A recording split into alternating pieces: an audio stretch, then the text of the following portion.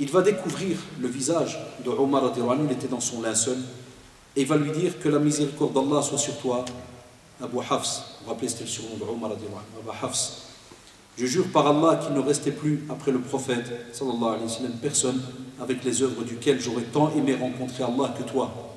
C'est des belles phrases, wallahi. Et il va aussi déclarer que la mort de Omar est une brèche qui ne sera impossible à colmater jusqu'au jour de la résurrection. On retrouve dans le Musnad d'Imam Ahmed. Et effectivement, on va le voir, après l'assassinat de Omar, comme vous le savez, il y a une chaîne qui va se mettre en marche de problèmes, de polémiques et d'actes très très graves qui vont toucher donc les musulmans et l'État musulman. Après, on va arriver au califat de Uthman. Il continue. Wallah, il va, subhanallah, la vie de Ali radiallahu anhu, quand on lit comme ça plusieurs ouvrages dans sa biographie, c'était une vie, subhanallah, qui était très stable, toujours présent, la même chose, le conseil. Il fait l'allégeance à Uthman radiallahu anhu, on avait expliqué la fois passée comment cela s'était fait, et la relation, donc, elle était pareille que les deux califes donc, précédents. Et Uthman radiallahu anhu reconnaissait beaucoup les mérites de Ali radiallahu anhu, de nouveau par rapport à son savoir, il lui demandait conseil dans certaines affaires. Et aussi, comme vous le savez, lorsque Uthman radiallahu anhu a subi cette rude épreuve qui est arrivée même à son assassinat à la fin donc, de sa vie, il va trouver Ali comme ami très très digne radiallahu anhu, puisque vous rappelez-vous, Ali radiallahu anhu suppliait Uthman pour qu'il sorte l'épée, pour qu'il défende et qu'il amène l'armée et ceci. Et Uthman radiallahu anhu, vous vous rappelez, il ne voulait pas que le sang des musulmans coule à cause de lui. Salaf Salih, dans beaucoup d'ouvrages, vont citer, je vais citer très rapidement, je vous ai dit c'est très résumé, ce qui est un peu normal, beaucoup de paroles et de bonnes paroles à son sujet. Par exemple, Ali radiallahu anhu, comme on voit dans le hadith d'Abu Hurayrah radiallahu anhu, donc Ali il est martyr, donc le prophète sallam va prévenir donc, de cela. Aussi Ali radiallahu anhu est au paradis, comme on le voit aussi donc, dans une deuxième tradition authentique rapportée aussi, donc est authentifiée par Cheikh al-Albani radiallahu anhu, où le prophète va dire Abu Bakr fil Jannah, wa Omar fil Jannah, wa Uthman fil Jannah, wa Ali fil Jannah. Donc que Ali radiallahu anhu est au paradis. Aussi, dans la tradition rapportée par Muslim, où le prophète nous dit que ne l'aime qu'un croyant et ne le déteste qu'un hypocrite. Donc, toute personne qui n'aimerait pas Ali radiallahu anhu, d'après la parole du prophète, est munafiq, il est hypocrite. Et celui qui l'aime est un donc, croyant. Aussi, donc, dans le hadith rapporté par le Bukhari et Muslim, rappelez-vous, donc, on l'a cité tout à l'heure, quand il lui a dit, quand le prophète a dit à Ali radiallahu anhu que tu as la même place que Haroun salam avait vis-à-vis de Moussa alayhi salam. Il est aussi de la famille du prophète sallallahu alayhi wa sallam, dans le hadith rapporté par Muslim. Il va dire par rapport donc à Ali, à Fatima, Al-Hassan, Hussein radiallahu anhum jami'an, il va dire Allahumma ha'ula ahli, donc ils sont de ma famille. Ali aussi aime Allah et son prophète, et Allah subhanahu wa ta'ala et son prophète Mohammed sallallahu alayhi wa sallam aime Ali, comme on le voit aussi dans la tradition rapportée par Al-Bukhari et Muslim. Il est aussi parmi les justes dans le domaine des jugements, et on le voit donc rapporté donc chez Ahmed al-Nasa'i fil Khasa'is, où Ali donc, va être considéré parmi les grands juges. Il va dire donc Ali va dire que le prophète a envoyé au Yémen, et il va lui dire Ya Rasulallah, tu m'envoies chez une communauté, chez un peuple qui sont plus âgés que moi. Moi je vais faire pour juger entre eux. Et il va lui dire pars, parce qu'Allah subhanahu wa ta'ala va raffermir ta langue. Et subhanallah, il va lui rajouter وَيَهْدِ قَلْبَكِ, il va faire en sorte que ton cœur soit guidé. Et donc Ali radiallahu anhu il part. Aussi, le prophète va dire dans la tradition rapportée par Al-Bukhari que Ali est de moi et je suis de lui. Anta minni wa ana mink. Et ça, mashallah, ce sont des éloges immenses qu'a fait le prophète sallallahu alayhi wa sallam vis-à-vis donc d'un compagnon. Aussi, on parle de Ali radiallahu anhu et la responsabilité, c'est-à-dire la peur qu'il avait vis-à-vis de la responsabilité. On raconte que, vous savez ce qu'il faisait?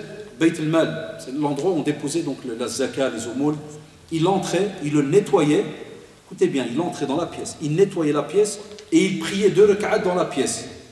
Et il disait qu'Allah soit témoin que je n'ai jamais bloqué cette demeure, cette pièce qui prend et qui reçoit donc l'argent des musulmans et qui le redonne aux musulmans, il dit à Allah, sois témoin, j'ai jamais bloqué cette pièce. Ça veut dire toute personne qui a eu besoin d'aide, qui a eu besoin d'argent, il y a Allah, regarde, elle est propre, elle est ouverte, elle est accessible à tout le monde. Ali aussi qui respecte le jugement de son juge, Shuraih, très belle histoire, très connue, où Ali est calife. Et subhanallah, on va parler plus tard de bataille, la bataille de Saffin. Et subhanallah, il va perdre son bouclier. Et un jour, il retrouve son bouclier chez un juif. Et il vient, il demande donc au juge Shuraih, s'assied avec lui, et il met donc le juif à ses côtés, et il lui dit, voilà, tu vois ce bouclier, c'est le mien. Et le juge, il va dire non. Il faut absolument d'abord que tu apportes des preuves. Il demande alors au juif, le juge demande au juif, il dit, ce bouclier, c'est à qui? Il dit, c'est à moi. Ali radiallahu anhu, qu'est-ce qu'il fait? Il apporte un de ses servants et il apporte donc Al-Hassan, son fils, comme témoin. Regardez les vrais juges. Qu'est-ce qu'il lui dit, Shuraih? Il lui dit, Amir al-Mu'minin, je ne peux pas accepter le témoignage de ton fils et tu le sais. Dans les jugements, on ne peut pas accepter le témoignage d'un fils, d'un proche. Et il lui a dit, je suis désolé, comme tu n'as pas d'autres preuves, le bouclier, il restera donc chez le juif. Enfin, subhanallah, à ce moment-là, le juif, quand il a entendu cela, il a dit, Ashhadu an la ilaha illallah, wa ashhadu anna Muhammadan Rasulullah, wa inna ad-dar'a dar'aka ya amir al-mu'minin. Il va lui dire, Wallah, ce bouclier-là que j'ai, il est à toi. Je dois te le remettre. Parce qu'il va lui dire, comment est-ce qu'on peut avoir, mashallah, un calife qui accepte comme ça le jugement de qui? D'un de ses juges, alors qu'il est le calife. Donc il comprenait que ce n'était pas une religion ou une histoire d'homme, mais que ces gens-là fonctionnaient d'après ce qu'Allah subhanahu wa ta'ala et son prophète a dit. Donc c'est pour cela que donc, le juif va se convertir à l'islam. Aussi, il surveillait les croyants pour leur bien. Il les conseillait. Donc ce n'était pas quelqu'un qui, lorsqu'il marchait à l'extérieur, était là pour espionner. Là, au contraire, lorsqu'il regardait à gauche à droite les musulmans, c'était justement pour les conseiller. Et à ce moment-là, il était partout. On explique par exemple qu'un jour, alors qu'il surveillait donc la qualité des marchandises, un marchand va venir et va lui demander, va dire, Amir al-Mu'minin, invoque Allah subhanahu wa ta'ala afin que mon commerce soit florissant, qu'il ramène de l'argent et autres. Et Ali radiallahu anhu va lui répondre, regardez jusqu'où il pense ces gens-là. Ça c'est un conseil pour nos frères et sœurs, pour nos commerçants. Il va lui dire, est-ce que tu as appris? C'est quoi le commerce? Les formalités du commerce, est-ce que tu les as apprises? Il va lui dire, ya imam, est-ce que c'est vraiment important d'aller de nouveau étudier c'est quoi le commerce? Il va lui dire, malheur à toi, il faut au préalable avoir compris la loi d'Allah avant de se consacrer au commerce. Allah, c'est une réalité, vous le savez, hein, vous savez de quoi je parle. Tu n'es pas sans savoir que le marchand ignorant ces lois se trouvera un jour ou l'autre confronté à l'usure. Une fois dans la vente, transaction, une petite démarche que tu penses être anodine simple, et tu es dans le riba, tu es dans le crédit. Wallah. Aujourd'hui, n'importe qui ouvre un commerce et vend n'importe quoi, et on ne se pose pas de questions, et on croit que le principal, c'est à la fin de la journée, voir la caisse, combien il y a dedans, ou voilà, c'est tout. Et comment est-ce qu'on va trafiquer par-ci, par-là, ou je ne sais quoi, moi, mais il y a plein de questions, comme vous le savez. Là, au contraire, il va lui dire, reviens d'abord, parce que c'est un acte d'adoration, comme vous le savez. On arrive maintenant à la période où Ali radiallahu anhu va être mis au poste d'émir des croyants. Il va devenir calife. Rappelez-vous, Uthman radiallahu anhu va être assassiné et Médine va rester à peu près, d'après les historiens, plus ou moins 5 jours sans émir. Et on va voir, subhanallah, dans la biographie de Ali radiallahu anhu, que, vous vous rappelez, toutes les ouvertures, tous les grands travaux, les grands projets, ils vont continuer d'une certaine manière. Mais Ali radiallahu anhu, wallah, miskin, il va être pendant à peu près 4 ans et demi, presque 5 ans, il va passer son temps qu'à résoudre les problèmes entre les groupes. Et un gros problème qui va donc se passer, on va dire même 2 gros problèmes, comme vous allez le voir, qui vont se passer, vont lui prendre beaucoup de temps. Ça va lui prendre de l'énergie, et c'est là que maintenant je demande votre attention pour que vous compreniez de nouveau une autre polémique qui s'est passée dans l'histoire et que certains emploient encore aujourd'hui, en 2014, pour allumer les musulmans entre eux et pour pousser certains jeunes à insulter et à maudire donc les compagnons d'Allah alayhim. Qu'Allah subhanahu wa ta'ala nous préserve de cela. Rappelez-vous, ya Shabab, et je vais donc aller avec vous étape par étape, rappelez-vous que le chef des insurgés, ceux qui avaient donc attaqué Uthman, radiallahu anhu, et parmi eux, il y avait l'assassin de Uthman, radiallahu anhu, Al-Ghafiqi, Ibn Harb. Eux, qu'est-ce qu'ils ont fait alors? Ils ont commencé à administrer les affaires de l'État. Donc, ils ont profité de l'assassinat de Uthman, radiallahu anhu, puisque c'est eux qui étaient à la base de l'attaque, et ont commencé donc à s'occuper des affaires de l'État. Et le reste du groupe de leur armée a continué à dominer la ville. Parce qu'il ne faut pas oublier que les habitants étaient constitués, subhanallah, de compagnons, de leurs enfants, de leurs familles, et ils étaient incapables de faire quoi que ce soit. C'est des gens qui viennent et qui émanent d'un califat, c'est-à-dire qu'ils ne prennent pas de décision seuls. Et ils ne peuvent pas aussi, en tant que compagnons, sortir seuls et s'attaquer à tout un groupe, toute une armée qui est venue. Vous vous rappelez les 3 coalitions qu'il y avait en ce temps-là? On l'a expliqué la fois passée. Enfin, à ce moment-là, on a un groupe, les Égyptiens. Eux, ils voulaient absolument que le pouvoir il revienne alors à Ali, radiallahu anhu. Mais Ali, radiallahu anhu, il refusait d'accéder à leurs demandes. Ce n'était pas son but. Ce n'était pas son but premier.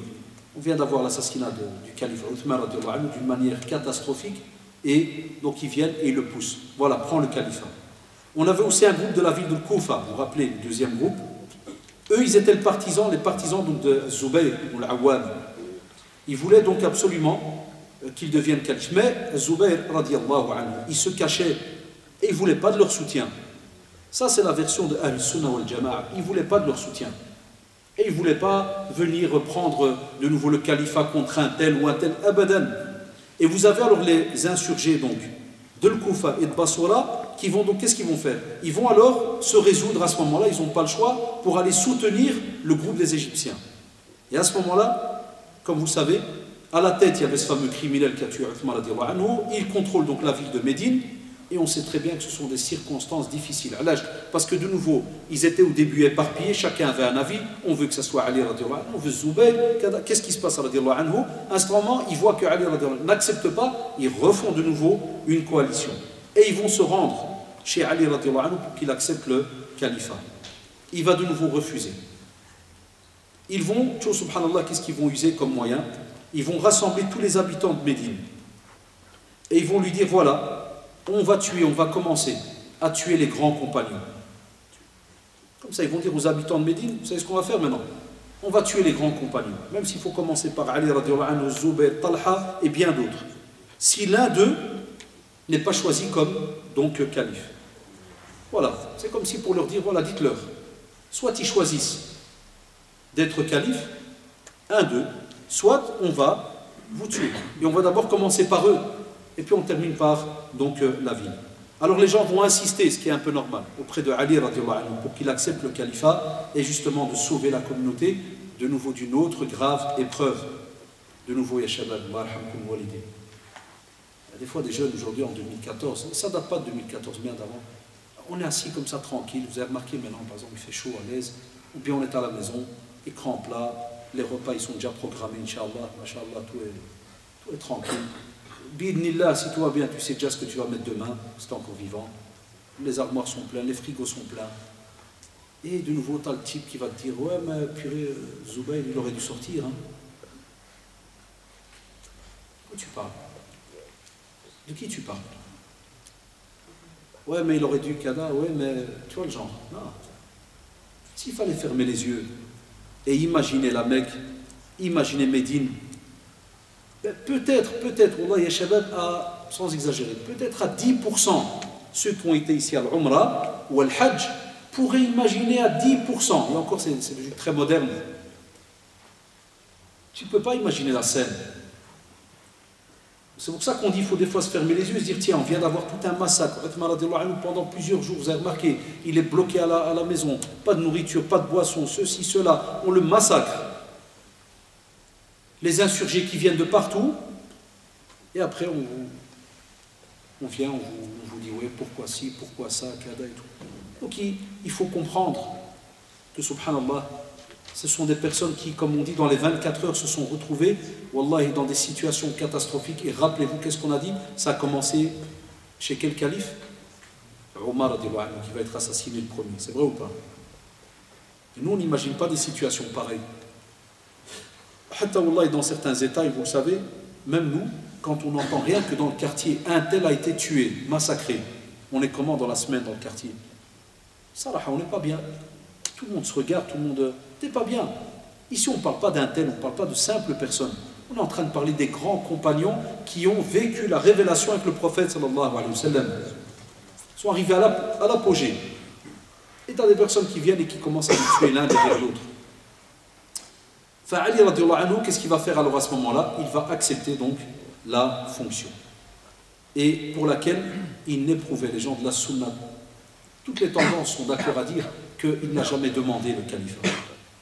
Même si certains vous disent, ils lui ont volé, Wallah, mais il demandait, ou chez nous les gens de la sunna, ils ne demandaient pas donc le califat, comme il ne demandait jamais les biens d'ici-bas.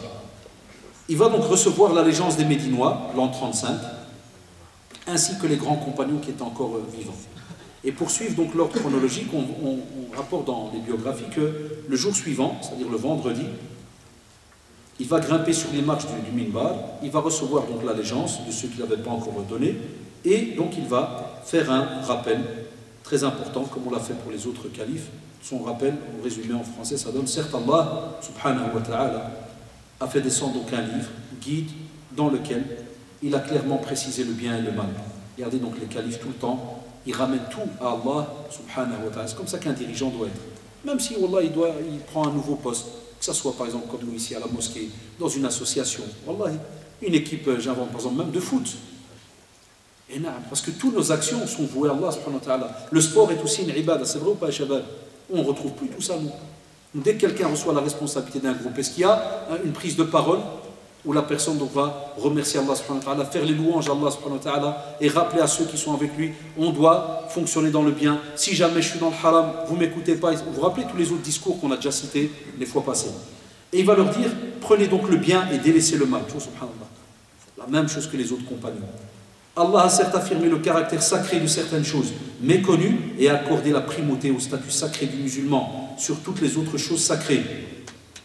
Il fait un petit rappel par rapport à la mort de Omar et de Uthman. Et il a intensifié par le culte exclusif donc, et monothéiste les droits des musulmans. Le musulman est celui dont les autres musulmans sont à l'abri de la langue et de la main, si ce n'est par voie de droit. Lui, il a une khutbah bien spéciale, il a un sermon bien spécial parce qu'il a vécu deux grandes épreuves catastrophiques pour les musulmans. Il est illicite pour le musulman de porter atteinte à un musulman, excepté par ce qui revêt un caractère obligatoire. Hâtez-vous de régler la situation de la population en général et des particuliers. Sachez que les gens se tiennent face à vous et que derrière vous, c'est l'heure qui vous rattrape. Allégez-vous et vous parviendrez à destination. Les gens ne sont voués à rejoindre que l'au-delà. Craignez donc Allah en ses serviteurs et en son pays, car vous êtes aussi responsable du territoire et des bestiaux. De plus, obéissez à Allah et ne transgressez pas ses interdits. Si vous voyez le bien, saisissez-vous-en, et si vous voyez le mal, délaissez-le. Et rappelez-vous, quand vous étiez peu nombreux, c'est surat Al-Anfal, opprimés sur terre, craignant de vous faire enlever par des gens, il vous donna asile, vous renforça de son secours et vous attribua de bonnes choses afin que vous soyez reconnaissants. Il termine son sermon, l'allégeance est faite, comme vous le savez. Quelques jours plus tard, Ali radiallahu anhu, pendant qu'il est dans sa mission de calife, il va prendre une décision. Et comme vous le savez, donc, les problèmes vont de nouveau s'accentuer. C'est quoi sa décision? C'est que tous les gouverneurs que Uthman radiallahu anhu avait mis en place, Ali radiallahu anhu va les destituer, il va leur enlever leur pouvoir. Parce que rappelez-vous que les insurgés, parmi les excuses qu'ils avaient et les plaintes qu'ils avaient, ils disaient que Uthman radiallahu anhu a favorisé ceux de sa famille, Bani Umayya et autres. Donc Ali radiallahu anhu, il va faire ce bel ijtihad. Et là maintenant vous comprenez, ceux qui me suivent, qu'est-ce qui va se passer après? Vous allez comprendre pourquoi on donne ce détail-là. Parce que Ali radiallahu anhu, en tant qu'être humain, il va faire un effort. Réflexion. Il va se dire, Hadou soi-disant, ils disent que toute cette ruine qu'il y a, c'est parce que Uthman radiallahu anhu a été peut-être un peu trop gentil avec certains proches à lui et il leur a donné donc des places dans différents territoires. Eh bien, pas de problème, c'est ça que vous dites. Alhamdulillah, je vais vous prouver que ces gens-là, il n'y a pas de problème, je suis le calife, donc je retire tous ceux qui ont reçu un poste dans n'importe quelle contrée. Et tout cela, qu'est-ce qu'il fait donc, comme vous l'avez remarqué? Il veut apaiser tous les problèmes qu'il y avait entre les musulmans. Et vous savez très bien, ya shabab, ça c'est une règle chez nous aussi en islam. Quand un calife, un amir décide qu'un tel doit quitter sa place, on est obligé d'écouter l'amir. Ta'at l'amir chez nous, l'obéissance à l'émir, c'est important. Normalement, ya shabab, quand on a un groupe, si jamais l'émir, il vient et te dit, excuse-moi, cher frère, à partir de demain, ta fonction s'arrête, où sont les vrais musulmans? Normalement, tu arrêtes. Ou c'est l'inverse. On va lui dire, ta fonction, elle arrête. Tu m'arrêtes, je t'arrête. Tu m'embêtes, je te fais sauter.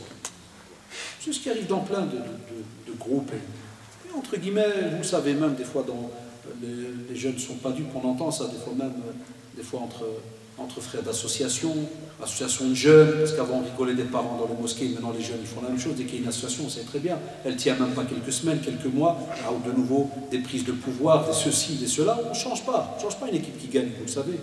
On continue des fois à refaire des choses alors que subhanallah, la sunna elle est claire. L'amir, tant qu'il est juste, s'il te dit je préfère pour toi que tu n'aies pas cela, le prophète l'a fait avec des compagnons. Il ne prend pas cette responsabilité. Ou il retire la responsabilité, on l'accepte.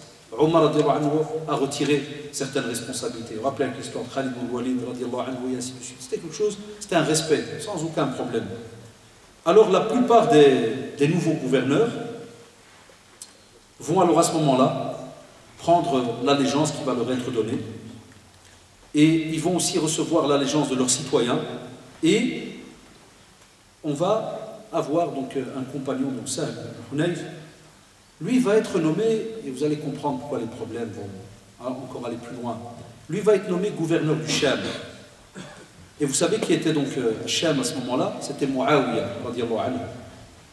Et donc, il ne va pas arriver au Sham, c'est le côté de la Syrie actuelle, toute la région de la Syrie, Jordanie, Palestine.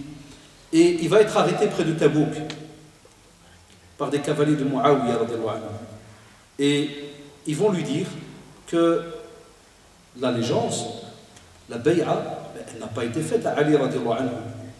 Étant donné qu'il y a une dispersion géographique de tous les gens et de la communauté musulmane. Parce que nous on sait que dans la sunna, la bay'a elle se fait voilà, là où il y a le calife. Et après les gouverneurs, ils partent, ils préviennent les musulmans. Et les musulmans sont censés suivre alors ce choix. Donc là, écoutez-moi bien les jeunes, c'est là qu'un ijtihad, un effort, une réflexion va commencer à naître en partant des cavaliers donc d'office de Muawiyah et de Muawiyah lui-même radiallahu anhu, qui va dire voilà, nous c'est comme si entre guillemets nous on n'est pas au courant, on n'a pas fait cette allégeance, donc à ce moment-là on ne peut pas parler d'un califat effectif qui est présent et qui est accepté par tout le monde. Comme s'il lui dit il faut qu'il y ait d'autres conditions qui soient réunies pour qu'on t'accepte comme donc calife. Et spécialement toi, d'office t'es pas gouverneur. Parce que si on n'a pas fait l'allégeance au calife, ben même le choix du calife vis-à-vis d'un gouverneur, ben c'est un choix qui est caduc, on ne l'accepte pas. À ce moment-là, Muawiyah donc va s'abstenir de proclamer radiallahu anhu, son allégeance à Ali radiallahu anhu. Pourquoi? Muawiyah radiallahu anhu, c'est là qu'il faut comprendre maintenant, quand certains viennent à de nouveau des petits allumages par-ci par-là. Wallahi, quand vous vous asseyez, vous réfléchissez à votre aise, vous trouvez cela, alhamdoulilah, tout à fait normal en tant qu'être humain. Qu'est-ce qu'il va dire Muawiyah?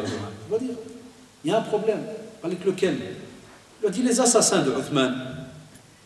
Vous vous rappelez? Il a été tué. Ils sont présents, on les voit. Alors Muawiyah, il dit, mais les assassins de Uthman, si jamais ils sont là, il y a la loi du talion, œil pour œil, dent pour dent, on doit d'abord les tuer. Après on parle de califat.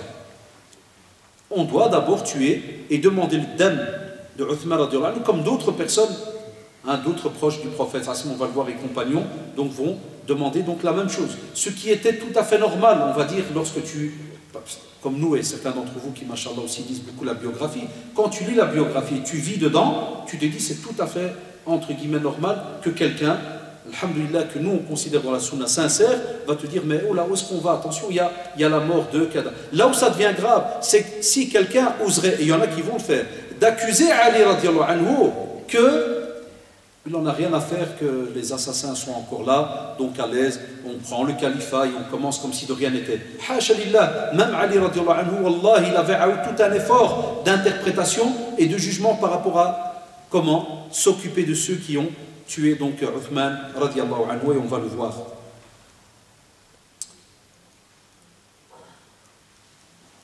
Il ne faut pas oublier que les assassins donc, et tous ceux qui ont lancé les troubles au sein de la communauté, ils étaient toujours présents. Et ils étaient une grosse armée.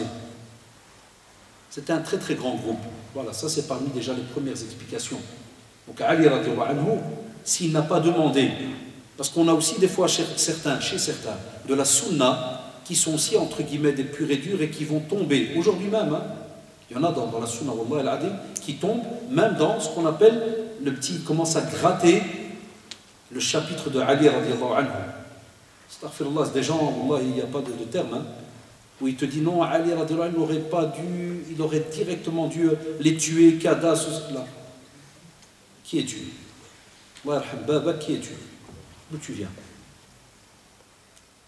Sauf si tu es un compagnon du prophète qui a vécu plus de 1400 ans. Je crois que tu serais connu.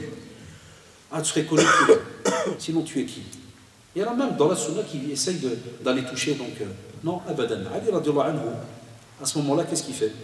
Il dit et il rappelle qu'il est impossible, subhanallah, de faire quoi que ce soit pour l'instant vis-à-vis donc des assassins. Et une fois que l'affaire, comme vous le savez, de l'allégeance, elle avait été faite, Ali radiallahu anhu, pour lui, c'était un point important. Pourquoi? Parce qu'il sait très bien qu'il faut d'abord réunir les musulmans. Ya Shabab, c'est le but du prophète lorsqu'il laisse un calife. Je crois que vous l'aurez compris, c'est logique.